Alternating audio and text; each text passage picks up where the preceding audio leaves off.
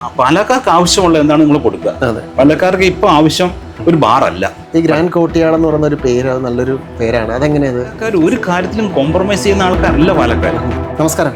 പാലായിൽ grand courtyard hotel സമുച്ചയം ഉയർന്നിരിക്കുകയാണ്. അതിൻ്റെ സാരഥി മിസ്റ്റർ ബിജി ചാക്കോ മൈലാടൂർ നമ്മോടൊപ്പം ചേരുകയാണ്. നമസ്കാരം സാർ. നമസ്കാരം.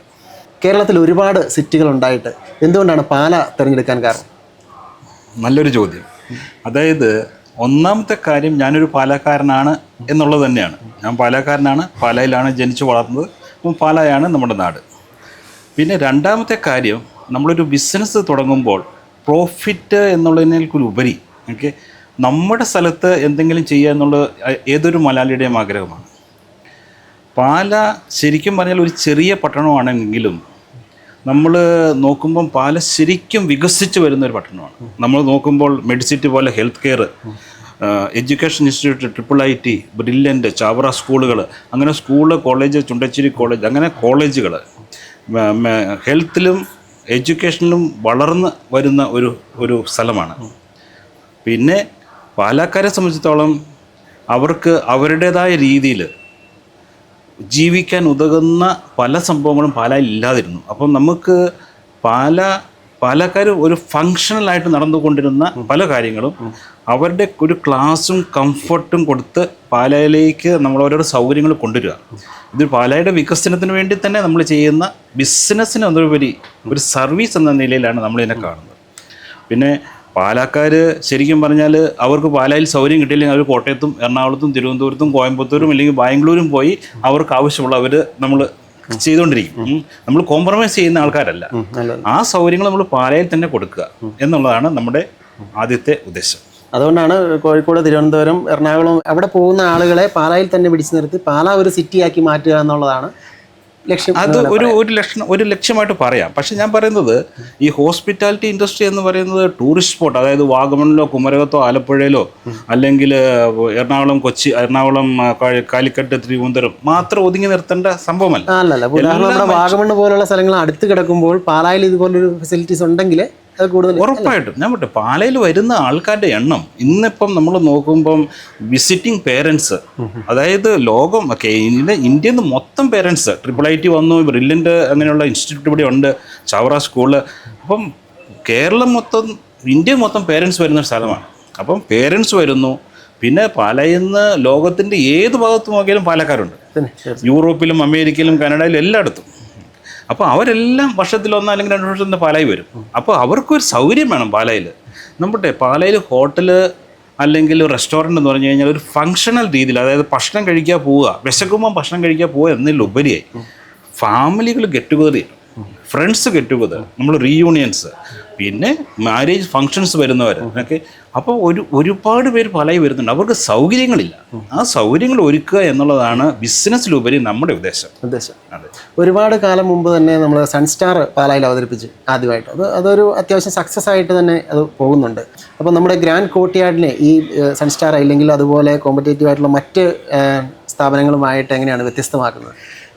അത് നമ്മൾ പാലയിൽ ശരിക്കും പറഞ്ഞാൽ അത് ചോദ്യത്തിൽ സൺസ്റ്റാർ ഞാൻ അവതരിപ്പിച്ചത് ഞാനല്ല. ഞങ്ങൾ 2 പേരാണ്, 2 പാർട്ട്നേഴ്സാണ്. ലാലിച്ചൽ എന്ന ഓമനിപ്പിൽ അറിയപ്പെടുന്ന ജോസ് അഗസ്റ്റിൻ, കുഴിക്കാട്ട് ചാലയിൽ, അദ്ദേഹമാണ് സൺസ്റ്റാർ പ്രസ്ഥാനം പാലായിൽ കൊണ്ടുവന്നത്. അദ്ദേഹം ഒരു NRI ആയിരുന്നു, ദുബായ് ബേസ്ഡ് ബിസിനസ്മാൻ ആയിരുന്നു. അപ്പം പാലയിൽ സൺസ്റ്റാർ കൊണ്ടുവന്ന് ഒരു വലിയ കൺവെൻഷൻ സെൻറ്റർ കൊണ്ടുവന്നപ്പം എല്ലാവരും ചോദിച്ചു, ഇൻക്ലൂഡിങ് ഞാൻ ചോദിച്ചു, പാലയിൽ ഇത്രയും വലിയൊരു കൺവെൻഷൻ സെൻറ്റർ.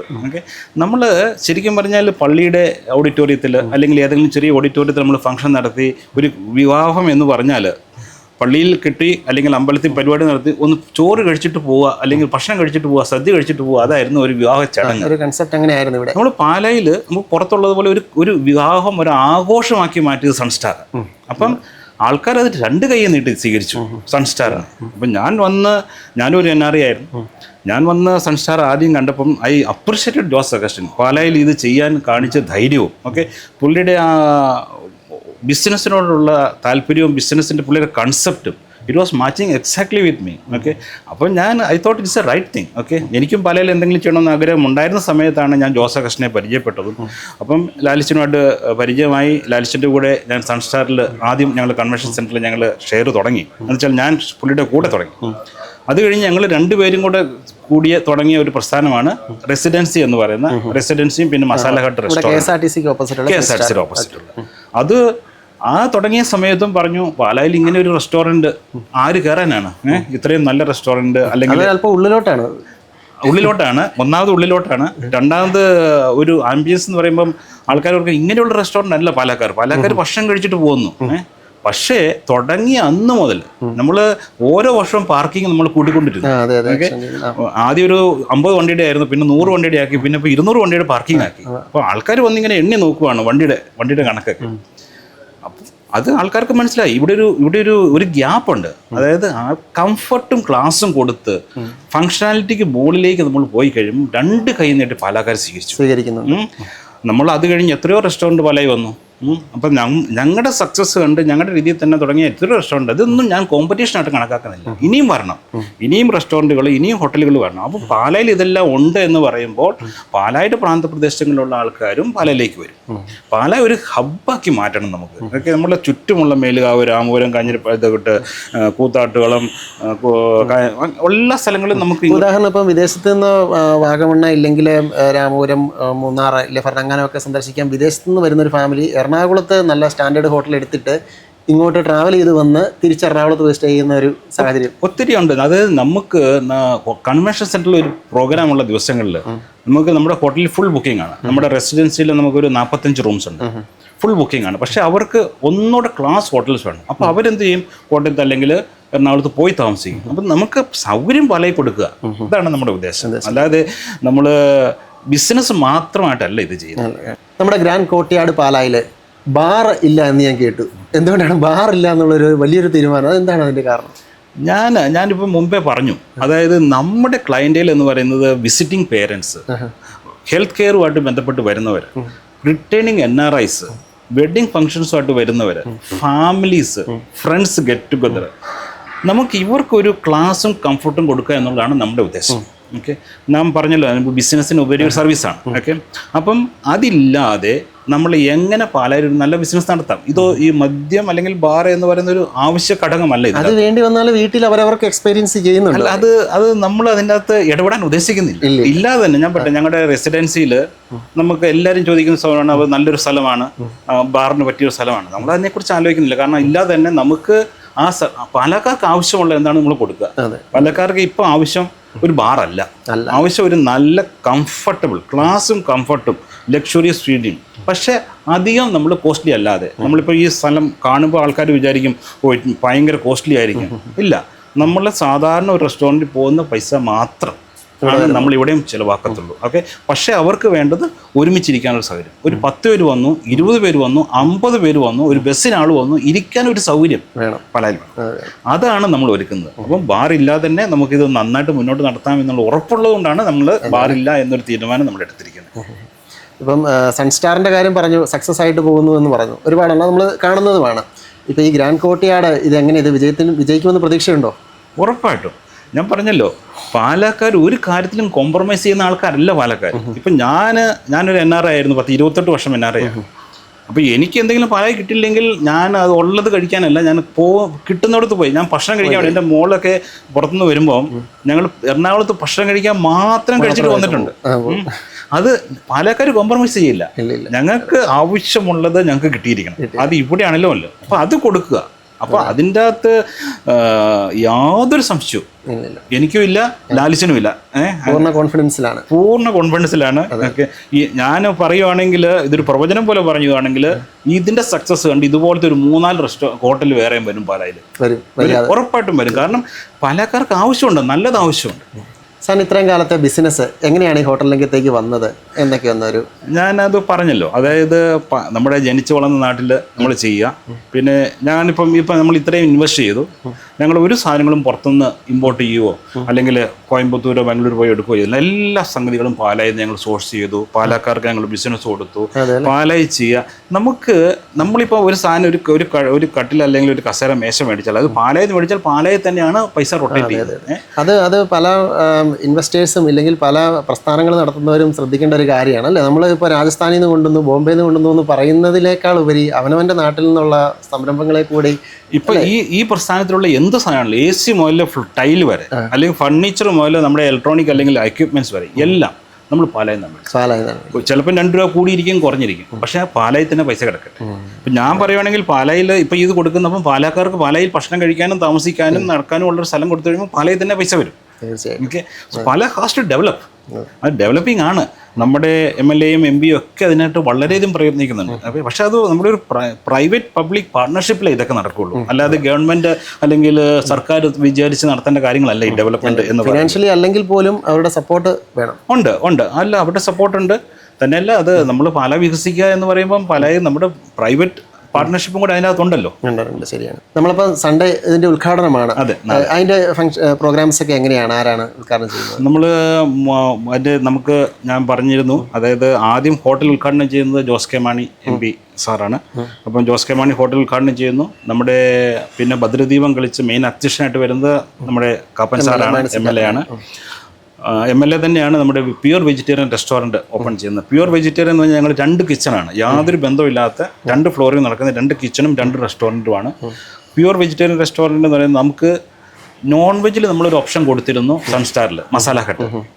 അതുപോലെ വെജിറ്റേറിയൻ ആൾക്കാർക്ക് ക്ലാസ് ആയിട്ടും കംഫർട്ടായിട്ടും ഫാമിലി ആയിട്ടും ഫ്രണ്ട്സായിട്ടും വന്നിരുന്ന് കഴിക്കാൻ പറ്റുന്ന ഒരു പ്രൈവറ്റ് ഡൈനിങ്ങിനൊക്കെ പറ്റിയ സ്ഥലമുള്ള ഒരു റെസ്റ്റോറൻറ്റ് പാലയില്ല. അപ്പോൾ ആ ഒരു പുതിയൊരു ഗ്യാപ്പ് നമ്മൾ ഫില്ല് ചെയ്യുകയാണ് വിത്ത് ദ ഗ്രീൻ ലീഫ്. ആ റെസ്റ്റോറൻറ്റ് ഉദ്ഘാടനം ചെയ്യുന്നത് കപ്പൻ സാർ തന്നെയാണ്. പിന്നെ നമ്മുടെ അറ്റ്മോസ്ഫിയർ എന്ന് പറഞ്ഞ നമ്മുടെ ഇപ്പോൾ ഇരിക്കുന്ന ഈ റെസ്റ്റോറൻറ്റ്, ഇത് നമുക്കൊരു 280 പേർക്ക് ഇരിക്കാവുന്ന റെസ്റ്റോറൻ്റാണ്. അപ്പോൾ മൊത്തം 400 പേരുടെ സീറ്റിംഗ് ആണ് നമുക്കുള്ളത്. ഈ റെസ്റ്റോറൻറ്റ് ഉദ്ഘാടനം ചെയ്യുന്നത് ബഹുമാനപ്പെട്ട മുനിസിപ്പൽ ചെയർമാനാണ്, പീറ്റർ സാറാണ്. പിന്നെ നമുക്ക് 2-3 ഹാളുകളുണ്ട്. അത് നമ്മുടെ വ്യാപാരി വ്യവസായ ഏകോപന സമിതി പ്രസിഡന്റ് വക്കച്ചൻ മറ്റത്തിൽ സാർ ഉദ്ഘാടനം ചെയ്യുന്നു. അപ്പം ഉദ്ഘാടന കർമ്മങ്ങൾ, പിന്നെ അത് കഴിഞ്ഞ് ചെറിയൊരു മീറ്റിംഗ്, അതിനു മുമ്പ് ഒരു മീറ്റിംഗ് ഒക്കെ നടത്തി, അങ്ങനെ ഒരു ഫംഗ്ഷനാണ് നമ്മൾ ഉദ്ദേശിക്കുന്നത്. നമ്മളൊരു ഫ്ലാഷി ആയിട്ടല്ല ഇത് ചെയ്യുന്നത്. നമ്മളൊരു ഫാമിലി അറ്റ്മോസ്ഫിയറിൽ നമ്മുടെ ഫ്രണ്ട്സിനെയും ഫാമിലീസിനെയും വിളിച്ച് പാലായിലുള്ള സാമൂഹ്യ പ്രവർത്തകരും രാഷ്ട്രീയ പ്രവർത്തകരും കലാ സാംസ്കാരിക നായകന്മാരും ഒക്കെ വന്ന് ഒരു ആശംസ ജനകീയമായ രീതിയിലാണ് നമ്മുടെ എല്ലാ പ്രസ്ഥാനങ്ങളും അങ്ങനെയാണ്. ഇപ്പോൾ എത്രത്തോളം റൂമുകളും ഒരു 400ഓളം ഡൈനിങ് ഏരിയ എല്ലാം ഉണ്ട്. അപ്പോൾ ഇതിൻ്റെ പാർക്കിംഗ് അവൈലബിലിറ്റി എങ്ങനെയാണ്, ഉണ്ടോ? നമുക്ക് പാർക്കിംഗ് ഉണ്ട്. നമുക്ക് ബേസ്മെൻറ്റ് പാർക്കിംഗ് ഉണ്ട്. മൊത്തം ഒരു ഫ്ലോർ ബേസ്മെൻറ്റ് പാർക്കിംഗ് ഉണ്ട്. നമ്മുടെ പുറകിൽ എക്സ്ക്ലൂസീവ് പാർക്കിംഗ് ഉണ്ട്. നമ്മുടെ തൊട്ടടുത്ത് ഒരു 100 മീറ്റർ അകലെ വേറൊരു വിശാലമായ പാർക്കിംഗ് ഉണ്ട്. ഒരു 100 അല്ലെങ്കിൽ 150 വണ്ടി ഇടാവുന്ന പാർക്കിംഗ് ഉണ്ട്. ഈ 100 മീറ്റർ അപ്പുറം പോയില്ലെങ്കിൽ പോലും ഇതിൻ്റെ ബേസ്മെൻറ്റിൽ തന്നെ ഒരു 50-ൽ കൂടുതൽ വണ്ടി ഉണ്ട്. നമുക്ക് ബേസ്മെൻറ്റിൽ 40 വണ്ടി ഇടാം. പിന്നെ ഒരു 40 മീറ്റർ കാണും ഒരു പ്ലോട്ട് ഉണ്ട്. അവിടെ നമുക്കൊരു 200 വണ്ടി ഇടാം. ഇഷ്ടം പോലെ പാർക്കിംഗ് ഉണ്ട്. പാർക്കിങ്ങിൽ ഒരു പ്രശ്നമില്ല. പാർക്കിംഗ് എല്ലാം വേണ്ടി വന്ന എല്ലാ സൗകര്യങ്ങളും നമ്മൾ കൊടുത്താണ്.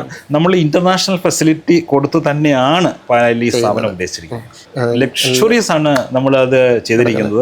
പിന്നെ റെസ്റ്റോറൻ്റ് ആണെങ്കിലും നമ്മൾ ശുദ്ധമായ, നമുക്കറിയാമല്ലോ മസാല ഹട്ട് റെസ്റ്റോറൻറ്റിൽ ആൾക്കാരുടെ റെസ്പോൺസ് വരാൻ കാരണം അവരുടെ ആ ഒരു പ്യുവർ ടേസ്റ്റ് ഒക്കെ യാതൊരുവിധ മായവും ചേർക്കാതെയാണ് നമ്മൾ ചെയ്യുന്നത്. നമ്മൾ വെളിച്ചെണ്ണയ്ക്ക് വില കൂടിയാലും വെളിച്ചെണ്ണ മാത്രമേ നമ്മൾ ഉപയോഗിക്കൂ. അപ്പോൾ അങ്ങനെയുള്ള ചെറിയ ചെറിയ കാര്യങ്ങളെല്ലാം നമ്മൾ ഫോക്കസ് ചെയ്ത് ടേസ്റ്റ് കൊടുത്ത് സർവീസ് കൊടുത്ത് ഒക്കെയാണ് നമ്മൾ മുന്നോട്ട് പോകുന്നത്. ഫാമിലിയെ കുറിച്ച്, കുടുംബാംഗങ്ങൾ എന്തൊക്കെ ചെയ്യുന്നു? എൻ്റെ wife she's A home maker. ഞങ്ങൾ പാലായിൽ തന്നെയാണ്, പുള്ളിക്കാരൻ പാലക്കാരി തന്നെയാണ്, ഈരൊരിക്കൽ കുടുംബാംഗമാണ്. പിന്നെ മക്കൾ 3 പേരാണ്. മൂത്ത മോള് ഖത്തറിൽ BCGയിൽ കൺസൾട്ടൻ്റായി ജോലി ചെയ്യുന്നു. രണ്ടാമത്തെ മോള് ആർക്കിടെക്റ്റാണ്, NIT കാലിക്കറ്റിൽ നിന്ന് ആർക്കിടെക്റ്റ് കഴിഞ്ഞു, കൊച്ചിയിൽ പ്രാക്ടീസ് ചെയ്യുന്നു. മോൻ ഇപ്പോൾ LLBക്ക് പഠിക്കുന്നു സിഡ്നിയിൽ. അവന് ന്യൂ സൗത്ത് വെയിൽസ് യൂണിവേഴ്സിറ്റിയിൽ ലോ സ്റ്റുഡൻ്റാണ്. അതെ അല്ലേ. മക്കളും ഫാമിലി എല്ലാം നല്ല സപ്പോർട്ടാണ്. എല്ലാവരും സപ്പോർട്ടാണ്. അതാണല്ലോ നമ്മുടെ ബലം. നമുക്ക് ഇത്രയും വലിയൊരു ഇൻവെസ്റ്റ്മെന്റ് ചെയ്യാനൊക്കെ ഫാമിലിയുടെ സപ്പോർട്ട് ഇല്ലെങ്കിൽ നടക്കില്ലല്ലോ. അതെ അല്ലേ. ഈശ്വരവിശ്വാസിയല്ലേ? പൂർണ്ണമായും ഈശ്വരവിശ്വാസിയാണ്. അതെ. എൻ്റെ വാട്സപ്പ് നോക്കി കഴിയുമ്പം I am what I am by the grace of God. ഞാൻ എന്തായിരിക്കുന്നു അത് ദൈവകൃപയാലാണ്. അതാണ് എൻ്റെ മുദ്രാവാക്യം. അതെ അതെ. ദൈവത്തിൻ്റെ സഹായമില്ലാതെ ഒന്നും നടക്കില്ല. നമുക്ക് ഹാർഡ് വർക്ക് ചെയ്തുകൊണ്ട് ഹാർഡ് വർക്ക് ചെയ്യുന്ന എത്രയോ പേരെ നമുക്ക് കാണാൻ പറ്റും. ഹാർഡ് വർക്കും ദൈവസഹായം കൂടെ കൂടി ചേരുമ്പോഴാണ് നമ്മൾ സക്സസ്. ദൈവം പാതി നമ്മൾ പറയാറില്ല. ശരിക്കും അത് കറക്റ്റാണ്. ഓക്കെ, നമ്മൾ ദൈവസഹായത്തിന് വേണ്ടി പ്രാർത്ഥിച്ചുകൊണ്ടിരുന്നിട്ട് ഒന്നും ചെയ്തില്ലെങ്കിലും കാര്യം നടക്കില്ല. എന്തേരെ ബുദ്ധിമുട്ടിയാലും ഓക്കെ, തൻ്റെ പ്രിയപ്പെട്ടവർ ഉറങ്ങുമ്പോൾ കർത്താവ് അവർക്ക് വേണ്ടത് കൊടുക്കുന്നു. അതാണ് അതിൻ്റെ അകത്തെ ശരിയായ വചനം. കർത്താവിനോട് ചേർന്ന് ഇന്ന് ദൈവത്തോട് ചേർന്നിരുന്നു കഴിഞ്ഞാൽ അതിൻ്റെതായ ദൈവം നമുക്ക് കൂടുതലാണ്. പിന്നെ നല്ലത് ചെയ്യുക, നല്ലത് പ്രവർത്തിക്കുക, നല്ലത് കാണുക, നല്ലത് പറയുക, എല്ലാവർക്കും നല്ലതാണ്. ഞാൻ പറ്റേ നമുക്കൊരു കോമ്പറ്റീഷൻ വന്നു അല്ലെങ്കിൽ അങ്ങനെ നമ്മളൊരു ബിസിനസ് മെന്റാലിറ്റിക്ക് പോകാതെ അവരും നല്ലപോലെ പച്ച പിടിക്കട്ടെ. ഓക്കെ, ഇതുപോലത്തെ ഒരു 3 ഹോട്ടൽ വേറെ വന്ന് അവരും നിറഞ്ഞ് റൂം നിറയട്ടെ. നമ്മൾ വളരുന്നതിനൊപ്പം നമ്മുടെ പ്രസ്ഥാനം വളരുന്നതിനൊപ്പം സമൂഹവും മറ്റുള്ളവരും എല്ലാവരും വളരും. നമ്മൾ ഒരു കൂപ മണ്ഡൂക ബുദ്ധി എന്ന് പറഞ്ഞാൽ ചെറിയ ഒരു മനസ്ഥിതിയായിട്ട് ഇരുന്ന് കഴിഞ്ഞാൽ നമുക്ക് വികാസം ഉണ്ടാവില്ല. നഗരത്തിനും ഉണ്ടായില്ല, നാട്ടുകാർക്കും ഉണ്ടായില്ല, നമുക്കും ഉണ്ടായില്ല. അപ്പോൾ ഇനിയും ഇൻവെസ്റ്റേഴ്സ് ഒരുപാട് വരട്ടെ. പാലായിലെ ഇനി വികസിപ്പിക്കാൻ പാലായെ ഉയർത്തിക്കൊണ്ടുവരിക, അവനവൻ ഉയരുന്നതിനൊപ്പം പാലായെ ഉയർത്തിക്കൊണ്ടുവരിക എന്നുള്ളതാണ്. വരണം. നമുക്ക് പാലായിൽ ഒത്തിരി ഗ്യാപ്പുകൾ ഇപ്പോഴും ഉണ്ട്. അതായത് ഒരു മലയാളത്തിലൊരു ചൊല്ലുണ്ട്, ആനയ്ക്ക് അതിൻ്റെ മുഴുപ്പറിയില്ല എന്നുള്ളത്. പാലക്കാർ അവരുടെ അഭിമാനികളാണ് നമ്മൾ പാലക്കാരെന്ന് പറയുമ്പോൾ. ഓക്കെ, നമുക്ക് ഏറ്റവും നല്ലത് വേണം. അപ്പോൾ ഏറ്റവും നല്ലത് ഇപ്പോൾ എല്ലാം പാലായിലില്ല, പല സംഗതികളും. ഓക്കെ, ഞാൻ പേരെടുത്ത് പറയുന്നില്ല, അത് ഓരോ ഇതായിട്ടുണ്ട്. പക്ഷെ പല സംഗതികളും പാലായിൽ നല്ലതില്ല. അപ്പോൾ അതെല്ലാം പാലായിൽ വരണം. പാല ഒരു ഹബ്ബാകാം. ഓക്കെ, നമുക്കിപ്പം നമ്മുടെ പോലെ തന്നെ ടൗണുകളാണ്, നമ്മളെക്കാളും വലിയ ടൗണുകളാണ് കോട്ടയം, തൊടുപുഴയൊക്കെ. പക്ഷെ അവിടെയുള്ള ഫെസിലിറ്റി പോലും നമുക്ക് പാലയിലില്ല. പക്ഷെ പാലയെ സംബന്ധിച്ചിടത്തോളം പാലയിൽ പോപ്പുലേഷൻ കുറവാണെങ്കിലും വിസിറ്റേഴ്സ്, അതായത് നമ്മുടെ ഈ മൈഗ്രേഷൻ അമേരിക്കയിൽ നിന്നും കാനഡയിൽ നിന്നൊക്കെ വരുന്ന ആൾക്കാർക്കുള്ള ഫെസിലിറ്റീസ് ഇല്ലാതെ പാലായിൽ നമ്മൾ ശരിക്കും പറഞ്ഞാൽ നമ്മൾ ഭക്ഷണം കഴിക്കാൻ പോലും പോകത്തില്ല പാലായിൽ, അല്ലേ? അങ്ങനെയുള്ളവർക്കൊക്കെ കൊടുക്കുക, ഭക്ഷണം കഴിക്കാൻ, തുണി മേടിക്കാൻ, സാധനങ്ങൾ മേടിക്കാൻ, ഇലക്ട്രോണിക്സ് മേടിക്കാൻ ഒക്കെ സംവിധാനങ്ങൾ ഉണ്ടാകണം പാലയിൽ. ഈ ഗ്രാൻഡ് കോർട്ട്യാർഡ് എന്ന് പറയുന്ന ഒരു പേര്, അത് നല്ലൊരു പേരാണ്. അതെങ്ങനെ അത് ചൂസ് ചെയ്തു? അത് എനിക്ക് പണ്ട് പോലെ എൻ്റെ മനസ്സിൽ കിടന്നൊരു പേരാണ് ഗ്രാൻഡ് കോർട്ട്യാർഡ്. അപ്പം ഞങ്ങൾ രണ്ടാമത്തെ ഹോട്ടൽ തുടങ്ങിയപ്പോൾ, ആദ്യത്തെ ഹോട്ടൽ തുടങ്ങിയപ്പം, രണ്ടാമത്തെ സംരംഭം തുടങ്ങിയപ്പോൾ ഞങ്ങൾ ഉദ്ദേശിച്ച പേരാണ് സമ്മർ ഹിൽ അല്ലെങ്കിൽ ഗ്രാൻഡ് കോർട്ട്യാർഡ്. അപ്പം നമ്മൾ സൺസ്റ്റാറിൻ്റെ പേര് ഒരു കൺവെൻഷൻ സെൻറ്റർ ഉള്ളത് കൊണ്ട് ലെറ്റ് പുട്ട് ദാറ്റ് നെയിം, അങ്ങനെ വന്ന് അതിന് പേരിട്ടു. അപ്പം മൂന്നാമത്തെ എല്ലാത്തിനും സൺസ്റ്റാർ എന്ന പേര് വേണ്ട, വേറൊരു പേര് കിടക്കട്ടെ, നല്ലൊരു പേരാണ് ഞങ്ങൾ ഇട്ടിരിക്കുന്നത്. പിന്നെ ഇതിന് അറ്റ്മോസ്ഫിയർ എന്നാണ് നമ്മൾ ഈ റെസ്റ്റോറൻറ്റിന്, നമ്മളിപ്പോൾ ഇരിക്കുന്ന റെസ്റ്റോറൻറ്റ് ഇരിക്കുന്നത്. അറ്റ്മോസ്ഫിയർ എന്ന് പറയുമ്പോൾ ഒരു അറ്റ്മോസ്ഫിയർ കൊടുക്കുക, ക്ലാസ്, എലഗൻസ് ആൻഡ് കംഫർട്ട്, അതാണ് നമ്മൾ കൊടുക്കുന്നത്, ഒരു പുതിയ അറ്റ്മോസ്ഫിയർ. ഓക്കെ, പിന്നെ ഇത് ഗ്രീൻ ലീഫ് എന്ന് പറയുന്ന പേര് കൊടുത്തിരിക്കുന്നത് കാരണം പ്യുവർ വെജിറ്റേറിയൻ ആണ്, ശുദ്ധമായ വെജിറ്റേറിയൻ. ഓക്കെ, ആർക്കും വന്ന് കഴിക്കാവുന്ന, വിശ്വസിച്ച് കഴിക്കാവുന്ന, തന്നെയല്ല നമ്മുടെ നാടൻ പരിഹാരങ്ങളും നോർത്ത് ഇന്ത്യനും എല്ലാവിധ വെജിറ്റേറിയൻ ഐറ്റം. അത് ഞാൻ ചോദിക്കാനിരിക്കുകയായിരുന്നു. നമ്മുടെ ഫുഡിൽ റെസ്റ്റോറൻറ്റിൽ ഇമ്പോർട്ടൻസ് കൊടുക്കുമ്പോൾ ഫുഡ് ഏതൊക്കെ വെറൈറ്റീസ്, ഏതൊക്കെ കൾച്ചറൽ അതിനകത്ത് വരുമെന്നുള്ളതാണ്. നമ്മളെ ചെറിയ കുട്ടികൾ മുതൽ, ഓക്കെ, നമ്മൾ ഫ്രൈഡ് ചിക്കൻ മുതൽ, പിസ്സ മുതൽ, നോർത്ത് ഇന്ത്യൻ, സൗത്ത് ഇന്ത്യൻ, തനി നാടൻ, തമിഴ് ഫുഡുകൾ, എല്ലാ സാധനങ്ങളും, okay, burger, Conti food, steak അല്ലെങ്കിൽ അങ്ങനെയുള്ള സാധനങ്ങൾ, എല്ലാ സാധനങ്ങളും കിട്ടുന്ന ഒരു കംപ്ലീറ്റ് റെസ്റ്റോറൻ്റ് ആയിരിക്കും. ഇതിനെല്ലാം ഓരോ സെക്ഷൻ ആയിട്ടുണ്ട്. എല്ലാത്തിനും നമുക്ക് ഓരോ ഷെഫുണ്ട്. ഓക്കെ, എല്ലാത്തിനും നമുക്ക് സൗകര്യങ്ങളുണ്ട്. ഈ കംപ്ലീറ്റ് ഡൈനിങ് എക്സ്പീരിയൻസ് ആയിരിക്കും. മൾട്ടി ക്വസിൻ എന്ന് പറയുമ്പോൾ നമ്മൾ കറക്റ്റായിട്ട് അത് തന്നെയാണ് ഉദ്ദേശിച്ചത്. അതെ അല്ലേ? നമ്മൾ ഈ നെക്സ്റ്റ് സൺഡേ ഓപ്പൺ ചെയ്ത അന്ന് മുതൽ തന്നെ അന്ന് മുതൽ നമ്മൾ സൺഡേ ഉച്ചയ്ക്ക് നമ്മൾ ഓപ്പൺ ചെയ്യുന്നു. അത് അന്ന് രാത്രി മുതൽ നമ്മൾ ഡൈനിങ് എക്സ്പീരിയൻസ് പാലക്കാർക്ക് സമ്മാനിക്കും. Dining experience and staying experience. നമ്മുടെയൊക്കെ ഇതിനകത്ത് ചെറിയ ചെറിയ ഹാളുകളുണ്ട്. അപ്പം ഗെറ്റ് ടുഗദറിനുള്ള എക്സ്പീരിയൻസ് കൊടുക്കും. പിന്നെ റൂമുകൾ ഞാൻ പറഞ്ഞല്ലോ, നമുക്ക് 29 ക്ലാസ് ലക്ഷറിയസ് റൂമുണ്ട്, സൂട്ട് റൂമുണ്ട്, VIP റൂമുണ്ട്, സ്റ്റാൻഡേർഡ് റൂമുണ്ട്, എല്ലാം സ്പേഷ്യസ് ആയിട്ട് എല്ലാ ഫെസിലിറ്റിയോടും ചെയ്തിരിക്കുന്നത്. നമുക്കൊരു ഇൻ്റർനാഷണൽ ഹോട്ടലിൽ പോയി കിടന്നാൽ, ഒരു 5 സ്റ്റാർ ഹോട്ടലിൽ കിടക്കുന്ന അതേ സംഭവങ്ങളെല്ലാം ഞങ്ങൾ റൂമിൽ ഒരുക്കി തന്നെയാണ് പാലയിൽ ചെയ്തിരിക്കുന്നത്. അപ്പോൾ ഇത്ര നേരം നമ്മോട് സഹകരിച്ചതിന് വളരെ നന്ദി. പാലായിൽ ആരംഭിക്കുന്ന ഈ ഗ്രാൻഡ് കോർട്ട്യാർഡ് ലോകമെങ്ങുമുള്ളവരുടെ ഒരു ഫസ്റ്റ് ചോയ്സായി മാറട്ടെ എന്ന് ഞാൻ ആശംസിക്കുകയാണ്. അതുതന്നെയാണ് ഞങ്ങളുടെ പ്രാർത്ഥനയും. എല്ലാവരും ആദ്യം when somebody think about dining, they should think of us. Somebody think about staying, they should think about us. Somebody think of recommending something, they should think about us. അത് തന്നെയാണ് ഞങ്ങളുടെ ഉദ്ദേശം. അത് തന്നെയാണ് ഞങ്ങളും ദൈവത്തിൽ ആശ്രയിച്ചുകൊണ്ട് ഈ പ്രസ്ഥാനം തുടങ്ങുന്നു. എല്ലാവരുടെയും സഹായ സഹകരണങ്ങൾ പ്രതീക്ഷിക്കുന്നു. Thank you. ഓക്കെ, ഗ്രാൻഡ് കോർട്ട്യാർഡിനും താങ്കൾക്കും സഹപാർട്ണർക്കും എല്ലാവർക്കും ആശംസകൾ. Thank you.